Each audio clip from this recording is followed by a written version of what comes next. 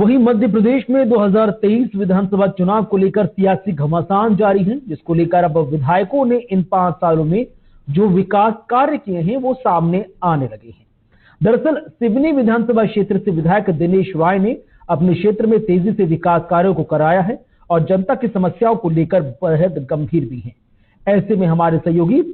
पवन पाठक ने कई मुद्दों को लेकर सिवनी विधायक दिनेश राय से खास बातचीत की। हमारे साथ में हैं सिवनी के जो अभी वर्तमान में विधायक हैं भाजपा से दिनेश राय मुर्मू जी। वो किसी परिचय के मोहताज नहीं है। 2013 में निर्दलीय चुनाव लड़कर के विजयी हुए थे। उसके बाद उन्होंने भारतीय जनता पार्टी को 2018 में ज्वाइन करने के बाद भारतीय जनता पार्टी से टिकट प्राप्त करके और विजयी हुए थे। उन्होंने काफी जो कुछ वादे किए थे उनमें कुछ जो वादे हैं लगभग सभी पूरे किए हैं। इसी पूरे मुद्दे को लेकर के, क्योंकि अब वर्तमान में अभी जो विधानसभा चुनाव है वो अभी नवंबर में आने वाले हैं, तो 2023 जो विधानसभा चुनाव है उसकी क्या स्थिति है और जो क्षेत्र में जो इन्होंने वादे किए थे वो कहां तक पूरे हुए, इन सभी खास मुद्दों को लेकर के विधायक जी हमारे साथ में, हम उनसे बात करेंगे। विधायक जी, JK 24/7 न्यूज में आपका स्वागत है। बहुत बहुत स्वागत है, धन्यवाद। आपका जो आपने विधानसभा चुनाव के बाद आपने कुछ जो वादे किए थे, तो कहां तक आपकी जो विधानसभा में है जो वादे हैं जो पूरे हुए हैं, किस तरह का जो विकास है वो विधानसभा में किया गया है? जी विधायक जी। देखिए, जब मैं 2013 के चुनाव में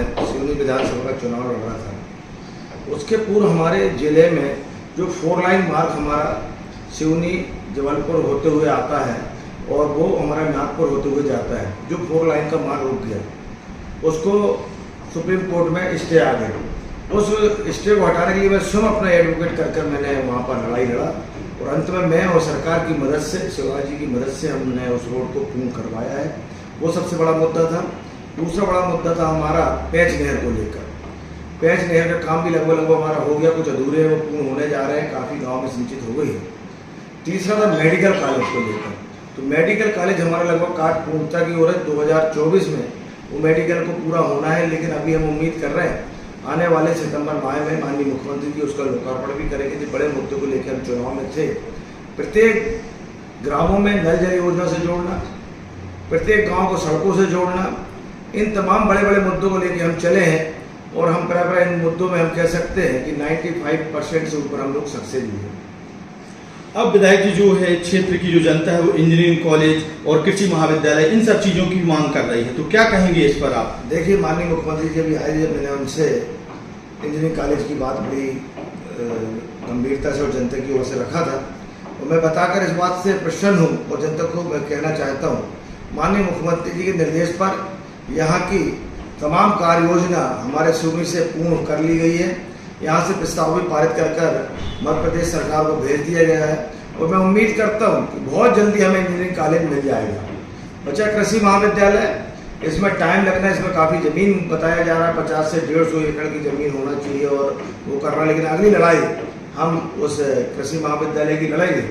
उसके पूर्व हमें इंजीनियरिंग कॉलेज मिलेगा, मेडिकल कॉलेज मिल जाएगा, 4 लाइन हो गई है, हमारी नहर हो गई है, लेकिन उसके बाद भी बहुत गांव नहर से अभी छूटे हैं और नहरों के माध्यम से अन्य कोई और डैम के माध्यम से उन गाँव को सिंचित करना है।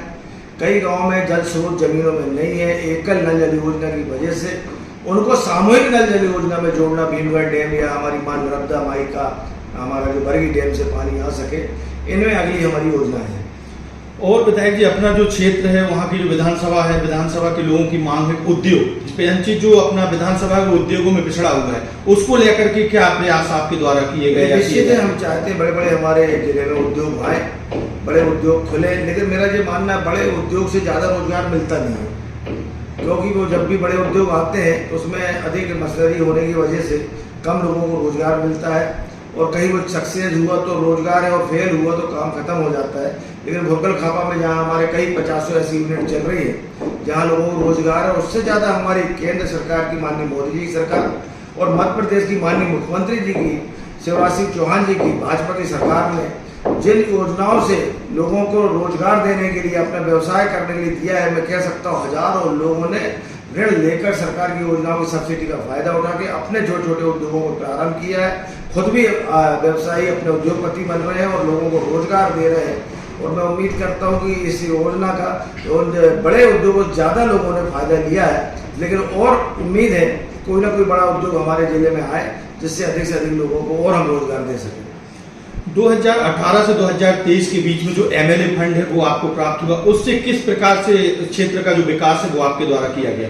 देखिए अभी जी इस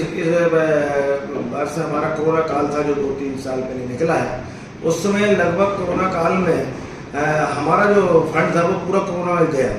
उस समय मेडिकल हॉस्पिटल की जो स्थिति थी तत्काल में एक साथ सैकड़ों हजारों मरीज आने के कारण वहाँ की सामग्रियों की कमी पड़ गई, दवाइयों में कमी पड़ गई, पीपी किट की कमी पड़ गई, उनकी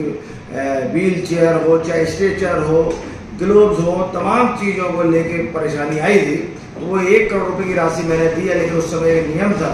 कि कोई भी विधायक एक मुश्त राशि किसी भी विभाग को नहीं दे सकता है। लेकिन माननीय मुख्यमंत्री शिवराज सिंह चौहान जी ने आवश्यकता को समझकर मेरी उस राशि को तत्काल उन्होंने 24 घंटे में स्वीकृत किया था, जिससे मैं कह सकता हूँ हजारों लोगों की जान तो मैंने अपनी विधानसभा की बचाई, लेकिन अन्य विधानसभा के लोग भी वहाँ पर एडमिट हुए थे, उनकी जान बचाई। और जो हमारे डॉक्टर नर्सिंग स्टाफ उनकी भी सुरक्षा की दृष्टि जो सामग्री खरीदी गई थी वो राशि उसमें मेरी उपयोग हुई है। और बाकी विधायक निधि का मैं कई धार्मिक स्थलों में, कई मेरे सभा मंचों में, कहीं अधूरी पड़ी कोई रोडों में या कोई आवश्यक और अन्य ऐसे स्कूलों के लिए काम है, अतिरिक्त कक्ष है, स्कूलों में डेस्क बेंच देना है, इन तमाम चीज़ों में मेरी राशि का उपयोग हो रहा है। कई स्कूलों में मैंने फिल्टर प्लांट लगाया, कई स्कूलों में मैंने कई चीज़ें लगाई, बच्चियों के भी कुछ कामों के लिए भी, उनके लिए वो पेट वगैरह के लिए भी मशीनें मैंने डोनेट की है। और कुछ स्वयं सहायता समूह की बहनें हमारा काम करती हैं, उन लोगों को भी मैंने डोनेट की है। तो मैं कह सकता हूँ विधायक निधि का मैंने काम जनता के निस्वार्थ किया हूँ और सुरक्षा अनुदान उन्हीं को दिया हूँ जो वास्तव में दुखी और परेशान थे, जिनको इलाज की आवश्यकता के लिए राशि चाहिए या मौत मट्टी हो गई है या पढ़ाई लिखाई में चाहिए वो दिया। उस इन तमाम राशियों से ज़्यादा मैं दावे से कह सकता हूँ कि माननीय मुख्यमंत्री शिवराज सिंह चौहान जी ने जो सीएम हेल्थ फंड डिक्लेयर किया है उसमें मैंने सबसे ज़्यादा राशि अपने जिले में लेकर, अपनी विधानसभा में लेकर लोगों को इलाज ऑपरेशन कराने में मैंने माननीय मुख्यमंत्री जी की सहायता को उसको उपयोग किया। ये तो विकास की बात हुई। अब जो नवंबर में जो आगामी जो विधानसभा चुनाव है 2023 वो होने वाले हैं, अब आप इस चुनाव में किन मुद्दों को लेकर के मैदान में उतरेंगे? यदि पार्टी आपको टिकट देती है तो आप कौन से विकास कार्य हैं जो जनता के लिए करेंगे और क्या आपके जो मुद्दे हैं वो होंगे? सबसे बड़ा मुद्दा मेरी विधानसभा का है कि निष्पक्ष रहना और दूसरा ईमानदारी से काम करना। अगर मैंने 1 रुपये भी खाया हो या मैंने दलाली की हूँ, कमीशन किया हूँ, ट्रांसपोर्ट उद्योग में मेरा कोई हाथ हो या मैंने किसी प्रकार का लोगों को चंदा या धंधा किया हो, तो ऐसे बड़े मुद्दे हमारी विधानसभा में पहले भी गूंजे हैं और आज भी रहेगा। तो उसमें मैंने कहीं भी मैं दावेदार होऊंगा तो वास्तव में जनता मुझे हटा देगी, नकार देगी और मैं वास्तव में ईमानदार था तो पुनः जनता मुझे इस मुद्दे में मुझे खरा उतरेगा। उससे ज़्यादा मुझे आवश्यकता है कि लोगों में जो शेष कार्य बचे हैं, रोड नाली तमाम जो पार्षदों को करना चाहिए, जो पंचों को करना चाहिए, सरपंच और जनपद जिला पंचायत होगा, वो काम भी उम्मीद मुझसे ही विधायक होने के नाते मुझसे लगाते हैं। जो उनको करना चाहिए वो मुझसे करते हैं और उनको लेके कुछ थोड़ा बहुत हो सकता है, लेकिन मैं कह सकता हूँ जिस ईमानदारी जिस ताकत से मैंने जनता की लड़ाई लड़ाऊँ, चाहे 4 लाइन हो, चाहे मेडिकल हो, चाहे हमारी नहर हो, चाहे रेलवे लाइन से संबंधित मामले हो, तमाम लोगों गरीबों को पट्टा मिलना हो, रोजगार के साधन हो, उनमें मैंने जितनी ईमानदारी और ताकत से काम किया हूँ, इससे बेहतर अगर कोई करने वाला होगा तो जनता उसको अपना अवसर देगी। मैं समझता हूँ अगर मैं निष्पक्ष हूँ और मैंने जिस ईमानदारी से काम किया हूँ और मुझे भरोसा अपनी शिवनी विधानसभा की जनता पे, जिस तरीके से उनका लाड़ और प्यार स्नेह मेरे साथ बना है और जिस ईमानदारी से मैंने कोरोना काल में महामारी में लोग घरों से नहीं निकल रहे थे उस समय अपनी जान को भी निछावर करते हुए जनता की सेवा किया हूँ, वो सब कारण मेरे लिए शिवनी विधानसभा में 2023 का चुनाव बड़ा पिछले चुनाव से ज़्यादा आसानी से मैं जीतूंगा और अधिक